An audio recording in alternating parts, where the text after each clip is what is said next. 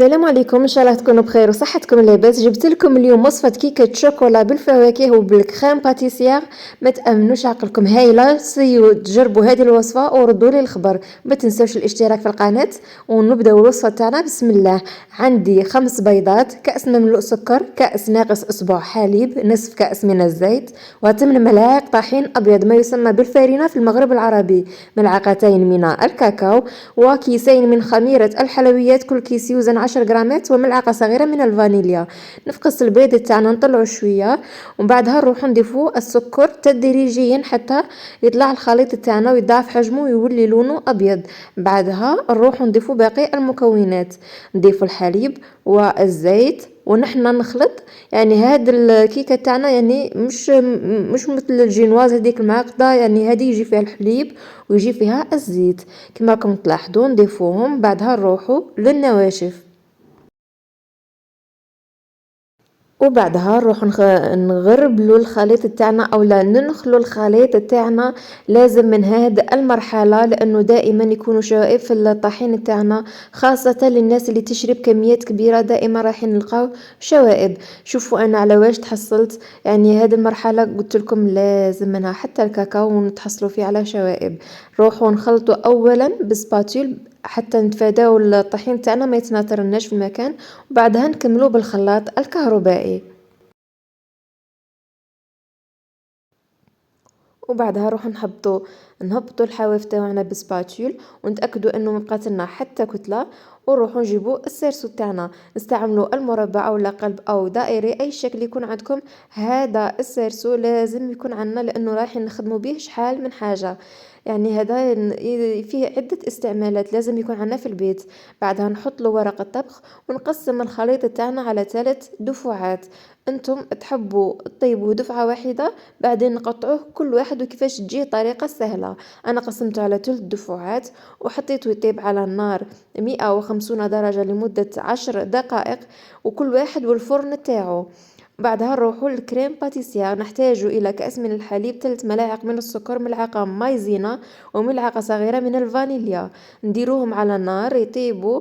بعدها اولا نخلطوهم قبل ما نحطوهم على النار لانه المايزينا دير كتل مباشره. بعدها نحطوهم على النار وحنا نخلطو مع الخلط المستمر حتى نتحصل على هذا الخليط، يعني يكون ثقيل وشويه كتلنا. بعدها نروحو نضيفوا له الزبده، ملعقه كبيره من الزبده وهو حامي. بعدها نروحو نضيفوا له الورق الشفاف، لازم نغطوه بالورق الشفاف حتى ما يديرناش قشره، ونحطوه يبرد. لازم نحطوه في المجمد او الثلاجه، في المجمد اكيد الا ما كانش عندنا وقت كتير. اما باش رايحين نشربوا الكيكه تاعنا نحتاج الى كاسين من الماء وكاس من السكر وشريحه ليمون وملعقه صغيره من الفانيليا. نخلوهم يطيبوا حتى درجه الغليان ونحوهم. كذلك راح نستعملوه بعد ما يبرد معانا. بعدها نروحوا نكملوا باقي الخطوات مع الكريمه اللي رايحين نديروها. خرجت كريم باتيسير اللي كنت خدمتها، نضيفوا لها كاس من بودره الشونتيي وعلبه من فلون الكراميل. قادرين نستغنوا على فلون كراميل، يعني مش يعني هو راح يضيف لنا فقط ذوق الكراميل. نخلطوه بالملعقه اولا لتفادي تناثر هذيك بودرة الشونتي. بعدها نروحو نخدمو بالخلاط الكهربائي. اكيد كل واحد ونوعية الشونتي اللي يخدم بها. انا مازالت شويه ثقيله، زدت ضفت لها الحليب بهذاك الشكل حتى تحصلت على القوام اللي كنت حبيته. وهذه هي نتيجه الكيكه تاعنا، شتو طريه اسفنجيه هايله. نروحو نشربوها، واكيد الشراب قادرين نستغناو عليه، قادرين نديرو الحليب اللي نكونوا سكرناه بالسكر. وكل واحد واش يحب، يعني كاين اللي ما يحبوش يقول لك الحليب في الحليب. اوكي، هذه يعني كل واحد واذواقه وعلى حسب المتوفر في البيت. انا كنت درت هذيك شتو شربت بعدين كريمه بعدين نحطوا فواكه بعدها نزيدو نشربوا بهذه الطريقه، وهكا حتى نكملوا الكميات تاعنا. انا درت 3 طبقات وانتم اكيد تحبوا ترقوا الطبقات تاعكم. وكل واحد وكيفاش يحب يديرها. انا فقط عطيتكم المقادير والطريقه وانتم ابدعوا من عندكم بهذه الطريقه. هذه اخر مرحله ومن بعدها نحطوها تبرد. انا كنت زينتها، كنت نخدم فيها في الليل، زينتها ضربه واحده وحطيتها في المجمد تبرد باش نكمل التصوير ليه. وبهذا الشكل نستعملوا الكوبات باش نسولها الوجه تاعها.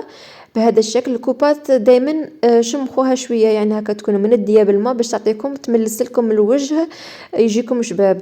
بعدها نروحوا نكملوا التزيين تاعنا بكريمه الشونتيي وبالفواكه. تقدروا تقطعوا الفواكه تاعكم الى مكعبات هكا يعني تكون كامل على الوجه. انا حبيت هكا نكتب لكم اسم القناه تاعي سهام كويزين، وانتم ذوقوا يعني على حسب الاذواق تاعكم. انا فقط دائما نقول لكم نعطيكم الطريقه وانتم ابدعوا من عندكم. بعدها درت لها رقائق الفول السوداني الكاوكاو، وانتم على حسب المتوفر قادرين حتى يعني اي حاجه تكون عندكم، كاوكاو لوز اي حاجه. وهذه هي نتيجه. اما الذوق ما نحكي لكمش، مشربه هايله، احسن من تاع برا اللي نشروها وتكون غاليه بزاف، يعني بمكونات متواجده في كل بيت. يعني فقط اشروا فواكه وزينوا وخدموا في داركم احسن. كما راكم تشوفوا هايله اسفنجيه، واحد البنه هايله بزاف. جربوها، راني متاكده ما راحينش تندموا عليها، خاصه توالم رمضان اللي راه على الابواب، ان شاء الله يدخل علينا بالصحه ولهنا. اما بقى لي غير نقول لكم ما تنساوش الاشتراك في القناه، ودمتم في رعايه الله وحفظه. مع السلامه.